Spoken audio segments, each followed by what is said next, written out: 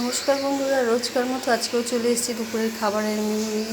আশা করি আপনারা সকলে ভালো আছেন, সুস্থ আছেন। তা আজকে দুপুরের খাবারে কী কী মেনু আছে দেখিয়ে দিই। এখানে ভাত, শুক্তো,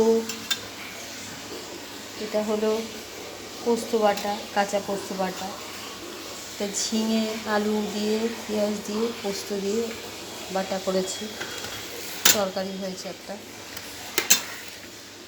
আর এখানে মটর ডাল, কাঁঠালের দানা ভাজা, মাছের ডিমের বড়া ঝোল করেছি। আর এইটা মার খাওয়া। এই হলো আজকে আমাদের খাবারের মেনু দুপুরে। তা আশা করি আপনারা ভালো থাকবেন, সুস্থ থাকবেন। আবার কালকে আপনাদের সাথে কথা হবে।